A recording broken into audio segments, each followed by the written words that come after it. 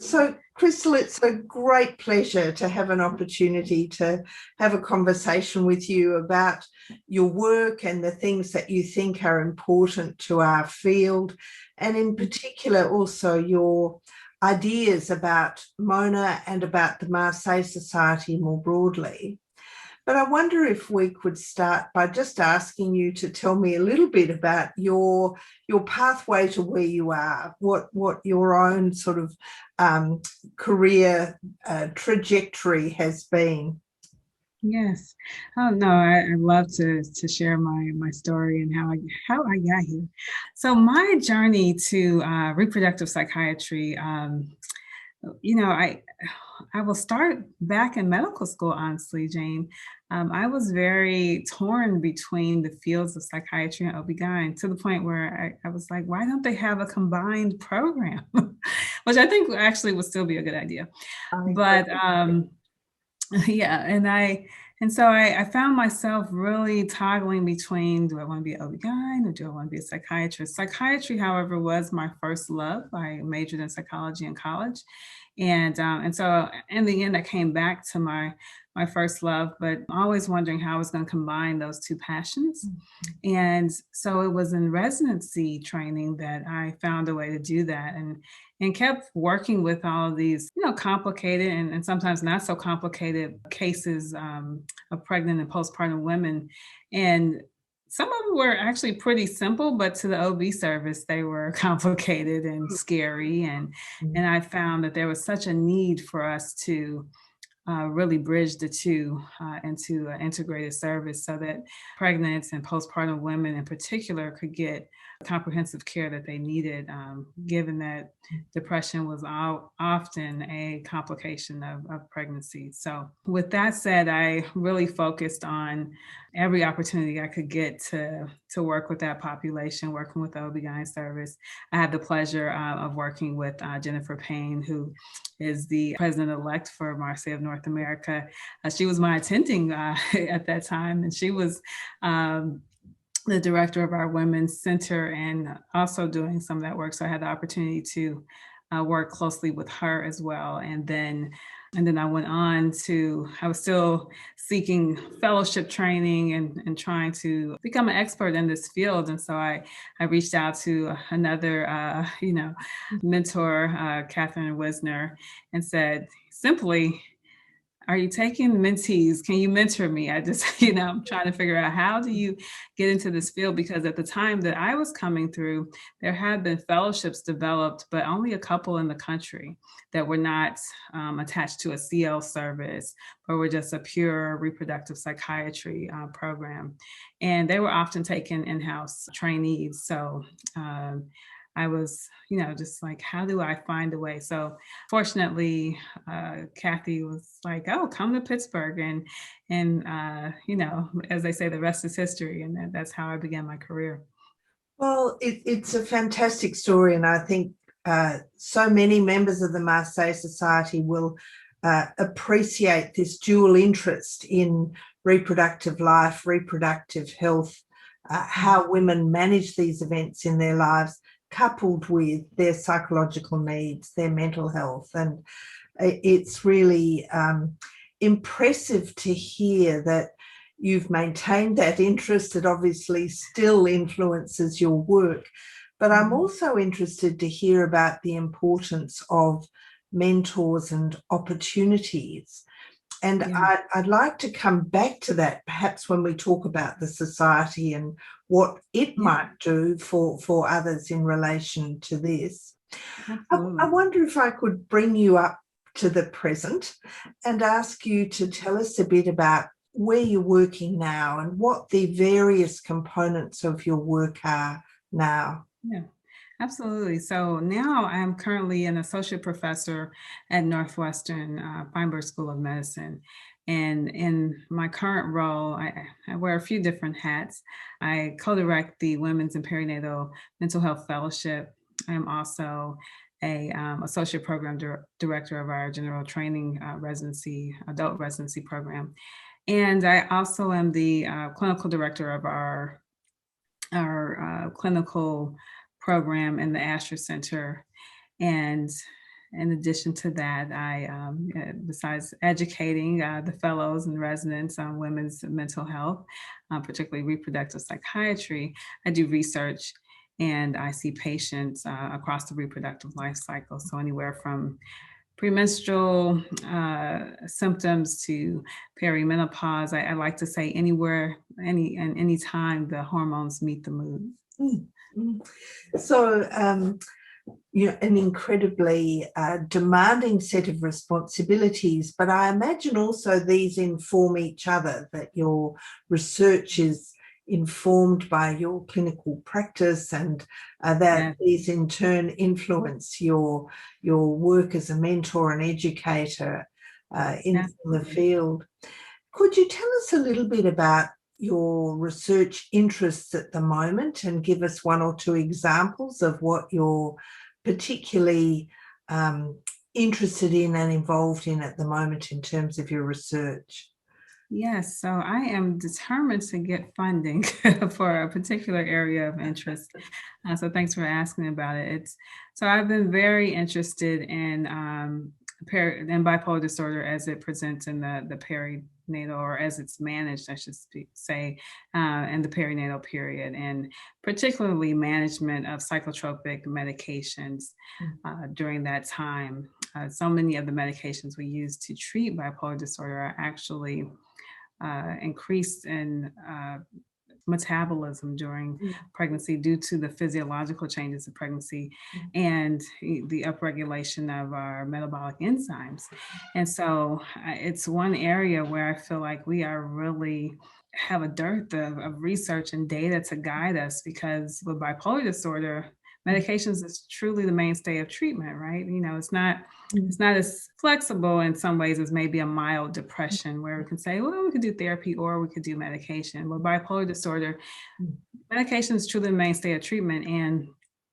And what we need to do to maintain wellness is really be able to keep those medications therapeutically effective throughout pregnancy and postpartum. So I've been looking at particularly lamotrigine, lithium, as well as atypical antipsychotics, and how do we dose them? So in particular, my baby, so to speak, how I began my research career was looking at lamotrigine, and that being a drug that our neurologists have great understanding of how significantly the metabolism of that drug increases during pregnancy and returns to normal postpartum, but increases so much in metabolism that the concentration of the drug plummets, and it may appear to be non-existent in the serum of the mother or the pregnant woman. So that led them to look closer at this, because they were appreciating that women who were pregnant with epilepsy were having increased seizures.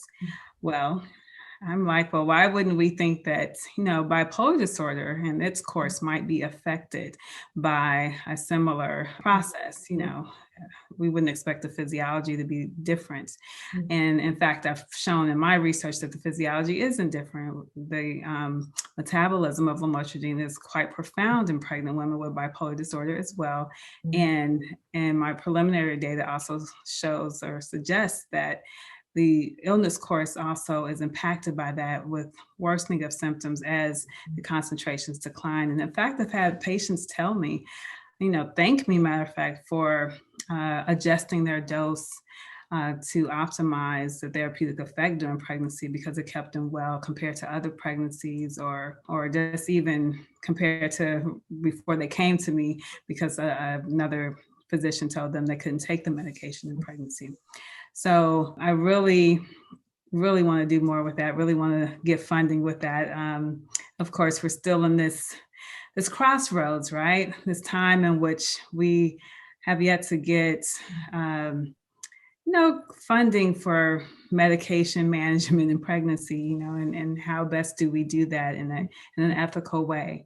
And so that's something we've got to work out. And I think the pandemic has, just really illuminated this issue where, we have a vaccine that's come out, but we don't want to test it in the pregnant women, but we want them to take the vaccine so that they can be protected from COVID. And we've got to find a way to work around these issues so that we can keep our pregnant women safe. Mm-hmm. Well, look, it's incredibly important work, and it's work that affects women in every nation of the world. Ultimately, that conditions like bipolar disorder are no respecter of national boundaries. And I just wondered if I could ask you to reflect a little on the implications of your work for women of diversity. So women living in low-income settings, women living with various kinds of marginalisation or exclusion or disadvantage in high-income countries. And if you could just reflect for me a little bit how you think research can be made beneficial to them. Yeah, no, that's a great question. So, and great timing for that question, because I am currently been very intentional about working on how I can broaden access, just in my own efforts, my own individual efforts to women who are underserved and less resourced and may not have access to someone like me, particularly during the perinatal period. And one of the things I've done besides, being a woman of color and being able to maybe attract some women that way, I have reached out and partnered with a community center where many of the women are women of color, and they are pregnant or postpartum. And I will be actually launching a one-day pilot program. We're going to see how that goes this summer.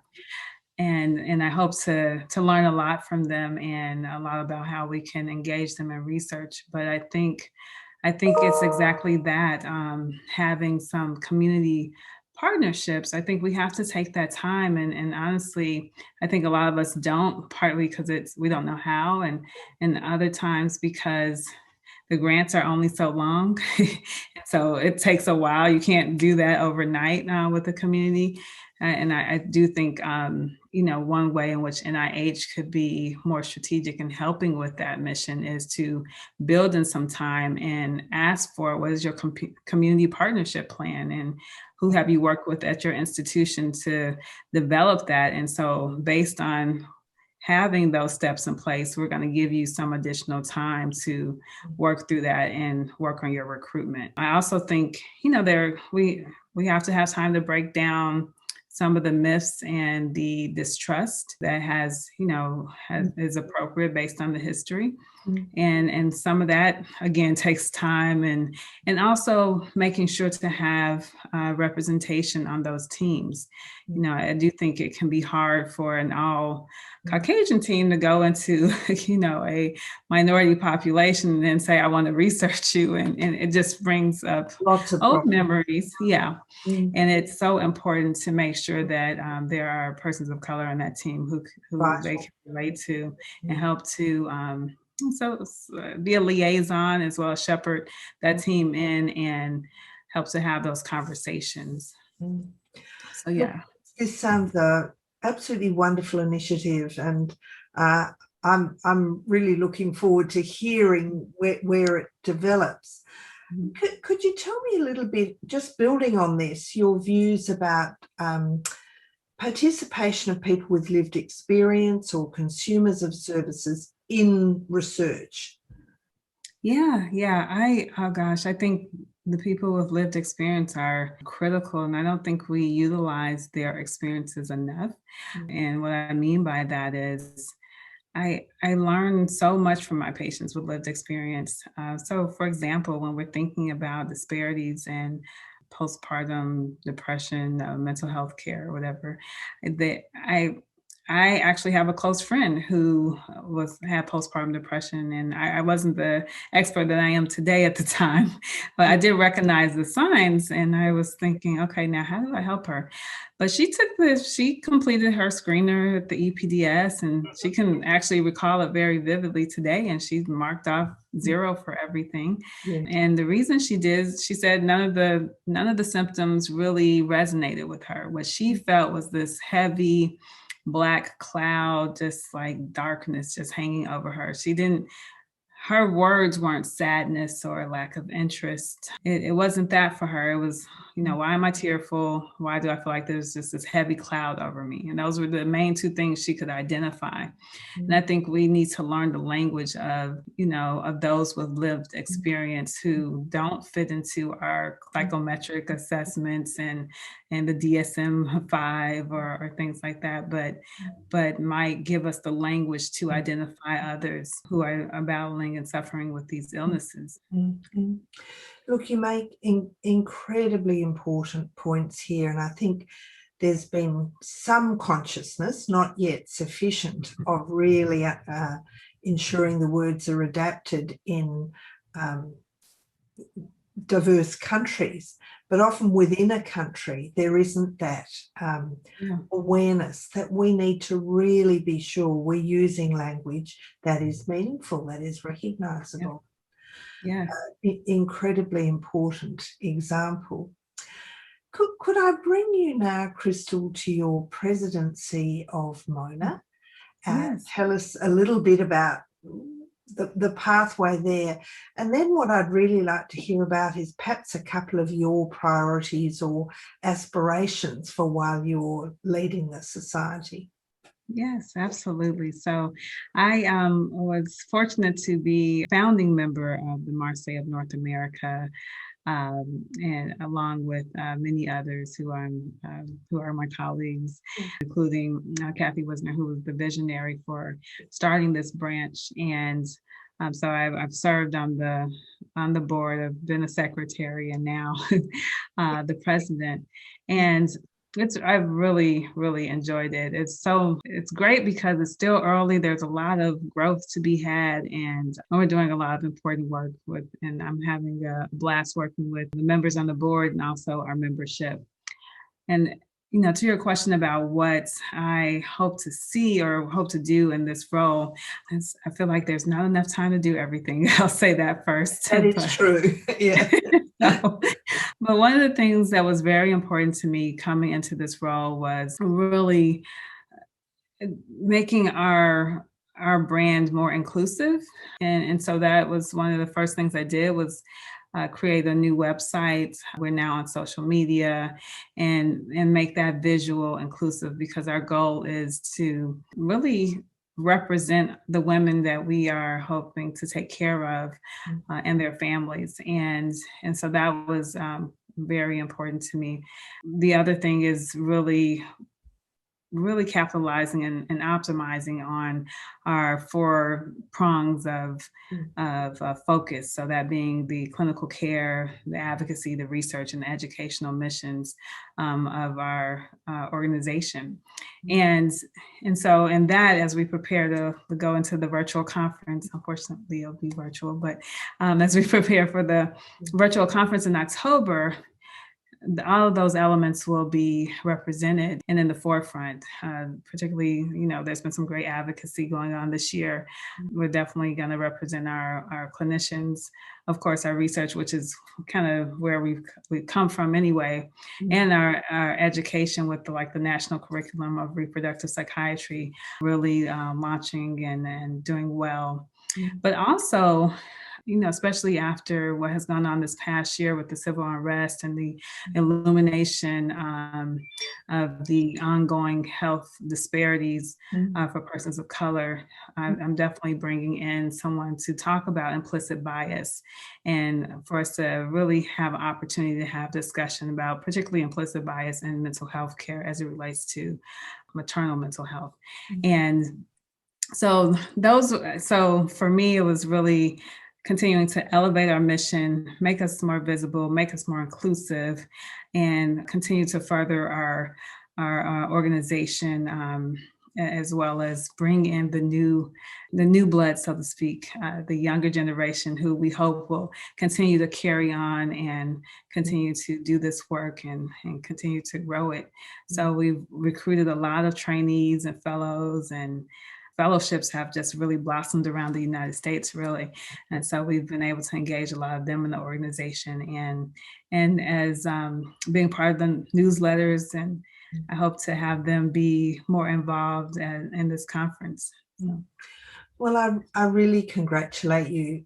These are just crucial priorities, not only within North America, but very much internationally. And what you achieve will serve as a wonderful working model for other regional societies and also for the international society that draws us all together. I'm delighted to hear about your commitment to inclusiveness and your specific focus on it, and understanding, I think, stereotypes and bias is something we all need to go on doing. It's not something that we are all aware of from the beginning. So I really look forward to hearing about what's discussed at the conference, and I'm sure it will be very influential in the field. Yeah, but you should join, Jane. You have to join if you can. And I would just add that, and part of that inclusivity, even with our North American countries, so Mexico and Canada has been part of that mission. And I've been very proud to finally get some of our colleagues from Mexico involved in the organization.